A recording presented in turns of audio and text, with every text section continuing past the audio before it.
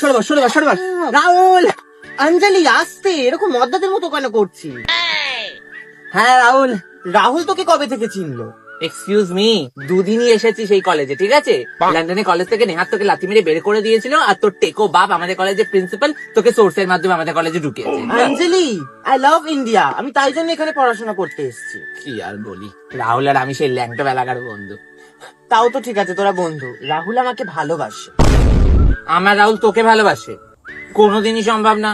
রাহুল আর আমি best friend. Rahul আমার সাথে ম্যাচ খেলতে যায়, রাহুল আমাকেই ভালোবাসে।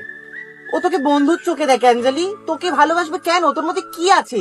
এই তো ছেলেদের মতো ছোট ছোট চুল, পায়ে ওয়্যাক্স করিস না, মদ্দাদের মতো তুই কথাবার্তা বলিস। আমাকে দেখে শেখ, আমাকে দেখেই তো রাহুল আমার প্রেমে পড়ে গেছে।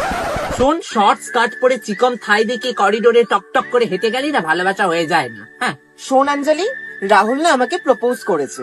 হ্যাঁ, তা তো করবেই। তোর বাপ এই কলেজের প্রিন্সিপাল, আর রাহুলকে সেমিস্টারে পাস করতে হবে। তাই জন্য তো রাহুল তোকে ভালোবেসেছে, যাতে তার দুন রাহুল সেমিস্টার গুলো পাস করতে পারে। সিম্পল। অঞ্জলি শোন, রাহুল তো তোর সাথে দিনের বেলা দেখা করতো, ও তো আমার সাথে রাতের বেলা মই বেয়ে দেখা করতে আসতো।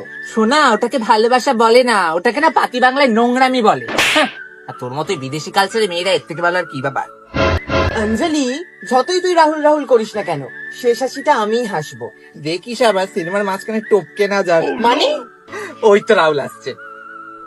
রাহুল, তুমি এবার বলো, তুমি তোমার বেস্ট ফ্রেন্ড আঞ্জলিকে ভালোবাসো, নাকি দুদিনের আসার মেয়ে টিনাকে ভালোবাসো? টিনা আর অঞ্জলি, আমি ভালোবাসি টিনার বাবাকে।